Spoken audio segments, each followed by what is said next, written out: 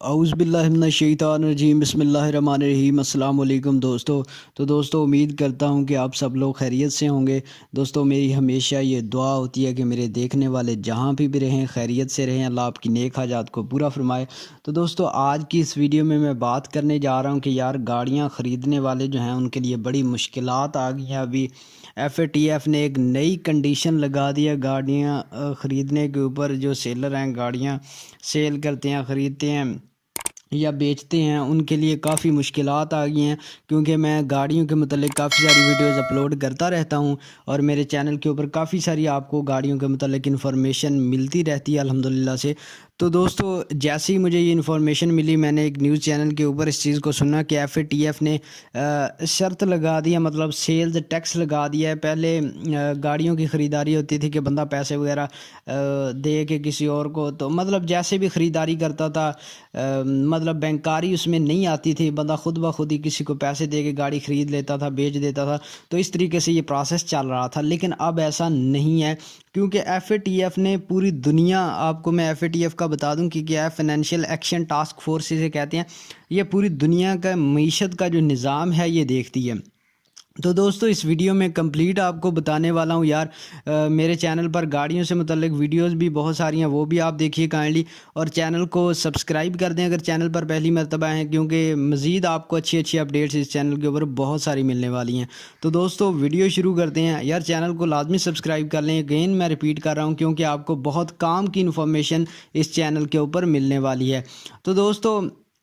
بات کرنے کا جو مقصد ہے کہ FATF نے جو کنڈیشن لگائی ہے، اس نے 17% سیلز ٹیکس لگا دیا ہے گاڑیوں کی خریداری کے اوپر، اور FATF کا یہ بھی کہنا ہے کیونکہ پاکستان کی معیشت ہے بہت زیادہ ویک، اور FATF طرح کی کنڈیشنز لگا رہا ہے کہ پاکستان کی معیشت کو کسی طریقے سے اٹھایا جائے، کیونکہ FATF کی اگر پاکستان شرائط پر عمل نہیں کرتا تو FATF پاکستان کو بلیک لسٹ میں لگا دے گا۔ جب پاکستان بلیک لسٹ میں، FATF کی بلیک لسٹ میں چلا جائے گا، تو مطلب بلیک لسٹ میں جانے کا مطلب میرے بھائیوں یہ ہوتا ہے کہ اگر 100 روپے کی چیز ہے تو پھر وہ پاکستان کو 400 روپے کی ملے گی۔ تو اس لیے پاکستان کو FATF کی شرائط پر پورا عمل کرنا پڑتا ہے، اور FATF نے یہ کنڈیشن لگا دی ہے کہ جتنی بھی آپ گاڑیوں کی خریداری ہوگی، آپ گاڑیاں خریدیں گے، بیچیں گے، جو بھی کریں گے، اس کے اوپر 17% سیلز ٹیکس لگا دیا جائے گا۔ ٹھیک ہے، آپ سے 17% جو آپ سیلز کریں گے اس کے اوپر 17% سیلز آپ ٹیکس ادا کریں گے، اور جو مطلب یوزڈ گاڑیاں ہیں ان کے اوپر بھی ٹیکس کی شرح جو ہے وہ 3% زیادہ ہوگی عام گاڑیوں کی نسبت۔ جی ہاں دوستو، یوزڈ گاڑیوں کے اوپر ٹیکس کی شرح زیادہ ہوگی، جو مطلب آپ چلی ہوئی گاڑی جسے کہتے ہیں اس کے اوپر ٹیکس کی شرح جو ہے وہ زیادہ ہوگی۔ تو دوستو یہ تھی FATF کی نئی شرط۔ یار کافی مشکلات ہے، کیونکہ اتنا 17% آپ نے سیلز ٹیکس دینا ہے۔ FATF نے ایسے ہی بیچ میں ایک نئی شرط لگا دیا، لیکن ابھی یہ FATF کی شرط ہے تو آپ سب کے لیے یہ مشکلات کا سامنا ہے۔ مجھے جیسے اس نیوز کا پتہ چلا ہے، میں نے کہا اپنے ویورز کے ساتھ شیئر کرتا ہوں۔ ویورز مزید کوئی اپڈیٹ جیسے ہی آئے گی کہ گورنمنٹ نے تو اس کے اوپر پورا نوٹیفیکیشن جاری کر دیا ہے